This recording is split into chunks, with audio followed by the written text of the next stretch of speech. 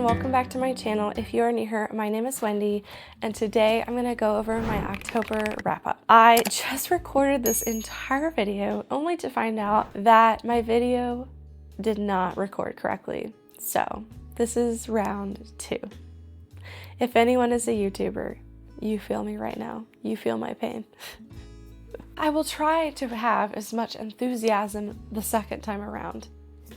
I do have my Goodreads printed out because, like I said, it's hard to remember. I'm just going to go in order of each book that I read, and I will try to think of 3 words to describe them. So my first book that I read was The Spell Shop.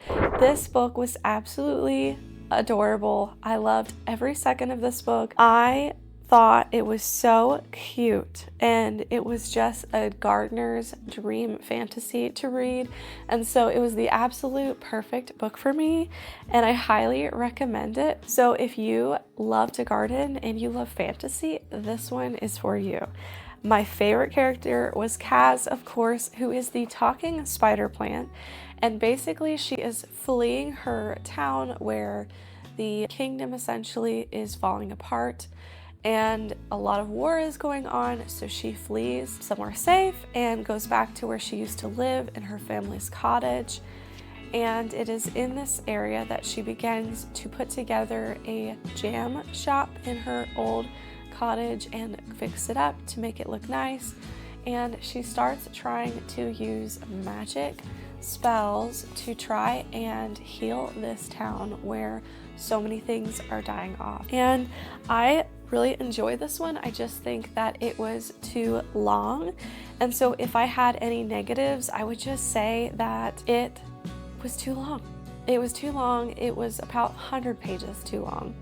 So I would have shortened it, and if it had been shortened, I would have for sure gave this a higher rating. And so I rated it 3.5 stars. And I would describe the Spell Shop as whimsical, atmospheric for sure, and cozy. Also, I would say definitely a fall ambient type of story. I should say fairy tale too. So maybe I'll switch it to whimsical, fairy tale, and cozy. The next book that I read was The Brothers Hawthorne, and I can't talk too much about this one because it's the 4th. This is a spin-off, and so I don't want to go too much into it and spoil anything, but I would say it was one of my favorites, and I actually liked it way better than The Final Gambit. I gave it 4 stars. I just loved it because of the bonds with the families. Like, there was just so much family bonding in this book. It was so beautiful to see, and I feel it was so needed to see for these characters. It was not the most action I've read in any of the books, I will give you that, but I don't really know why this one gets such bad ratings because I think it was way better than The Final Gambit. I would describe this one as family redemption, emotional, and deep.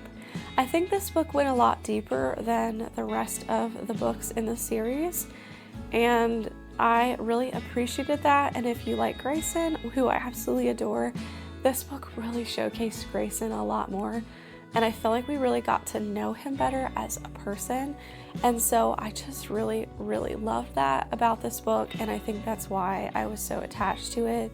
I actually cried in moments with him, and yeah, it was just really good. And so next I read after that was Pumpkin Everything. I gave this 3.5 stars. This was a cute little fall Hallmark style book, and they have a Hallmark movie named after it. I would describe this as fall vibes, cheesy and sweet. And I did really enjoy this, but it was pretty cheesy, so that's why I got 3.5 stars, but I expected it to be. That's what every Hallmark movie is. And so I do think that it was cute. The next I read was Garlic and the Vampire, and this book was so cute. If I had to pick a favorite graphic novel, it would definitely be Garlic and the Vampire. I gave this 5 stars, and I will recommend it to everyone. If you are a gardener, again, you will appreciate this one. I thought it was just so funny. I could not take these vegetables seriously. Like, the graphics and their faces, I was dying. I was screenshotting all their faces and just blasting Jordan's Patreon because I was laughing so much at their faces, like in their comments. And they said, "Oh, grapes," so often that I was just like, this is just the funniest thing ever. Like I had such a great time with that one, and I will definitely be reading the next one.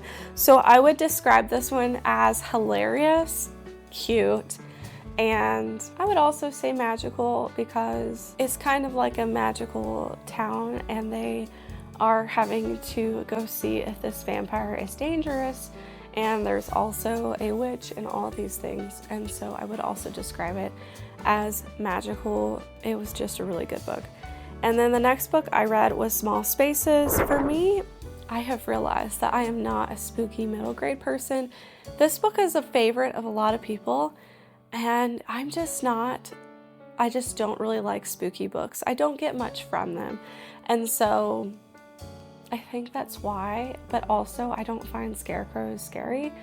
A lot of people said this book was scary, and I didn't find it scary at all, and I thought I was a wimp, so I don't know. It's just not my style of book is what it really comes down to. So I gave it 2 stars, and this is following a girl who is in school, and then she is kind of also reading this book that she was given that is sort of going through the events that she's watching play out, and it is going over some family that used to be there that's no longer there, and she's trying to figure out if the story is true. And then the school bus stops and the mist comes, and all of a sudden things start happening. I do think it's an interesting style of story, but just not one that I'm particularly intrigued by. So I would describe this one as engaging because even though I didn't love it and it wasn't really something I would pick up, I do think that it kept me engaged. I do think it was really well written for what it was. I do think middle-aged kids would find this a really great spooky story. So I will describe it as engaging, atmospheric for sure, and spooky. I mean, it definitely fit all of those vibes that it was trying to fit. The next book after that I read was Slaying the Vampire Conqueror. I gave this one 4.5 stars. I really loved this one. I have a whole reading blog that I will link below for this one, so I'm not going to go too much into detail because I really covered this in that one. But if you have read the Nixia series, I would highly recommend going into this one. Or if you don't plan to read the Nixia series, but don't read this one before that if you are, because it does follow that world. I actually really love this one more than I liked the second book in the Nixia series. I thought this was way better. I thought the romance was just really good. I thought it kept me wanting to keep going and just blow through it. I would describe this as fast-paced, beautifully written, and I would describe it as like a modern day Romeo and Juliet. This really gave me vibes of a modern day Romeo and Juliet, like for real. I loved that aspect of it.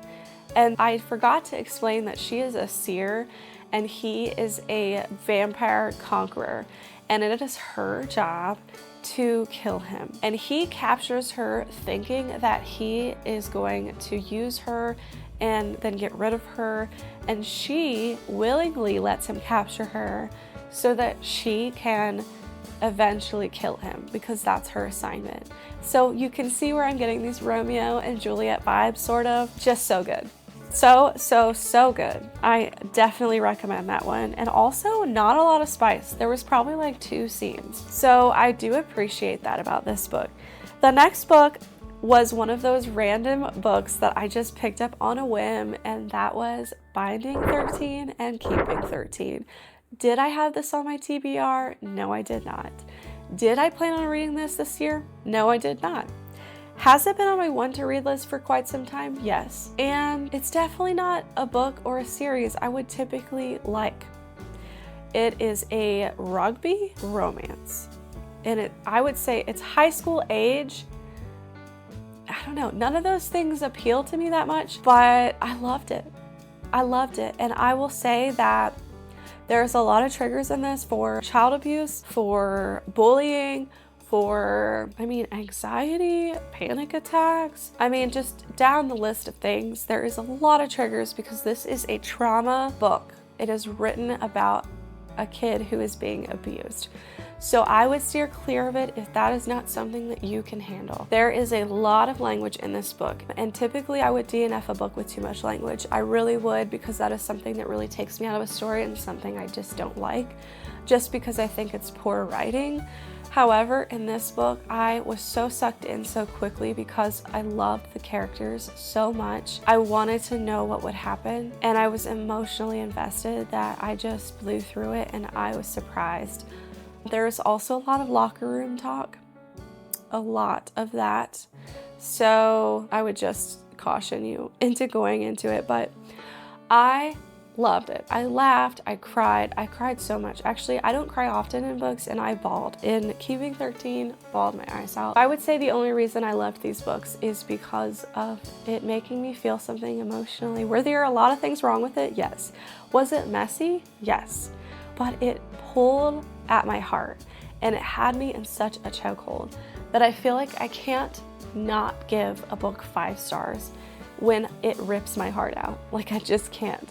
So I binged the first book, which is about 600 pages, in the span of 2 to 3 days. Immediately went into the second book and binged that one in a span of 2 to 3 days. And so I finished these two 600 to 700 page books in around 5 days, which is insane. That just tells you how much of a chokehold I was in this story. Just beautifully written, so emotional.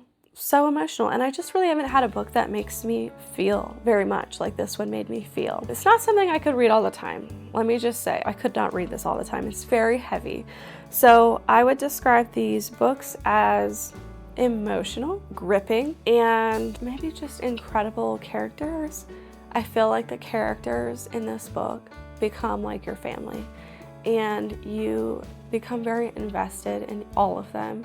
And it's like these characters, I feel, will stay with me. Like, they're just very memorable. And I really haven't had a whole lot of stories where the characters really stay with me. I would say ACOTAR, Throne of Glass, probably the only ones. This is my first non-fantasy series that I think I will think about the characters for quite a long time. This book is not plot driven. It's very much character driven, I would say. And I typically hate those. But I was here for it. I was here along the ride for it. Again, I highly caution you not to go into this unless you look up all the triggers. The next book that I read was Cookies and Scream, and this is the second book in the Baker Street Mysteries. The first one is Cherry Pie or Die, which I absolutely loved. I gave this one 3 stars. I was disappointed. I don't think it was as good as the first, and I think it was because I was really missing some of the characters that were more prevalent in the first, but it was still good, and I still do plan to get into the next one. So I would describe this one as historical, because again, what I love about this series is the history. And I would describe it as funny, because most cozies are. And I would also describe it as, well, cozy. I know that's lame. It's a cozy mystery though. I know that's lame. I can't think of another word. The next book that I read was The Hitchcock Hotel, and I read this for Jesse's Sleep When I'm Dead book club, and I will link the video for that discussion below. But I did read this for that, and I used audio as well as I had the physical copy. I ended up really not liking this one at all, and I am disappointed because I know a lot of people really loved it. But if you know my taste in books, I don't really like whodunit type of books. This very much was. I do not like Agatha Christie books, which this was very similar to, and I also do not care about Hitchcock movies. I've only watched one, The Birds, and I hated it. So this book really wasn't starting off to a great start for me. I feel like even though they say you don't have to know Hitchcock movies to read this, I very much disagree. I think that you're really not going to appreciate this book if you don't love Hitchcock movies or if you haven't watched several. There are so many nods to those movies, and I didn't know any of them. So I felt like this was a book written for Hitchcock fans. Nothing happened until 60% into this book. It was very slow. There was nothing happening. Nothing happened until 60% in this book. It was very character driven. there was nothing happening. Did I say that already? And when something did happen, I just didn't care. I didn't care at that point. So I would describe this book as a modern day Agatha Christie, Clue, and atmospheric, for sure atmospheric. This book was all about the vibes. The vibes were definitely there. And so if you love Hitchcock movies, if you love Agatha Christie, if you love whodunit books, you would probably like this one. The next book that I read was The Dead Romantics, and I love The 7-Year Slip, so I could not wait to get into this book, but I was very nervous because I was coming off one of her best. However, I did love this one. I gave it 4 stars. I will say I was a little annoyed that this seemed sort of like a ripoff of Just Like Heaven, which is a movie I loved. I don't know if she had watched that movie when she wrote this or not, but it did seem kind of like a copycat. But I did really love this book. I think that it is very perfect to read in the fall time. I love her writing, as you guys have heard me talk about. I also have a reading blog with this in it, so I will link that below where I talk more in depth about it. But essentially, she loses her dad, so there's a lot of grief representation in this. I would caution you not to read this if you struggle reading stuff about parental loss. This one definitely gets into that, and especially because they own a funeral home, so it's a little more descriptive about those types of things. So just be careful going into that. However, I think that it was beautifully done, beautiful grief representation, and she just is such a great writer. I love her magical realism so much. So she can communicate with ghosts, and during her dad's funeral, eventually sees a ghost. And she starts to fall in love with this guy and is trying to figure out where he came from. It is so beautifully done, so beautifully written. And I do highly recommend this, especially for the fall time. So with that being said, for the 3 words I would describe this as, I would say beautiful writing, very fall atmospheric for sure. And then the third I would say is grief representation. Magical realism, really beautiful in this book. It's hard to give this book just 3 simple descriptives. I would just say beautiful, emotional, and just really pulls at your heartstrings. And then the last book that I read was The Graveyard's Gift, Fern's School for the Wayward Fae. This is the first book in the series, and this was for Gwen's middle grade readathon. I picked this book up. I wanted to try a fantasy middle grade because I haven't tried one of those. Again, I'm going to reiterate, I just don't think I love middle grade. I think when I find middle grades that I love, it's going to be very hit or miss for me. It's not something I'm going to seek out. I don't think I'm going to find a lot that I love. I think if I'm going to love them, they're going to have to be emotional, probably historical fiction type of reads that kind of resemble a more mature book. But this was a really great fantasy read. It's really nothing against the book. I just simply got so distracted by other books that I would rather read that this took so long to finish. I started this one before Binding 13 and just got distracted, and this was put off until the end of the month, and it's only 200 pages long. So it shouldn't have taken me that long to finish, but I did give it 3.5 stars. I do think it was a really great story. I just think that I would prefer to read other things. I would say that if you like middle grade, if you like fantasy, you should for sure check this out. It is a really cool premise. She can see when people are going to die and tell them when that's going to happen and how it's going to happen. And then she ends up being recruited into this magical school with all these other magical kids. So it's a little bit like Fourth Wing, but in younger kids. So it is a really cool premise. I just couldn't stay interested in the story because I was being pulled in so many other directions. So that wraps up all of my books for the month of October. I hope that you guys enjoyed this wrap up, and I am so sorry if I lacked enthusiasm for the second time around explaining this right after I just did. But I hope that I was able to adequately describe some of these books. And until next time, friends, remember to read what inspires you. Bye!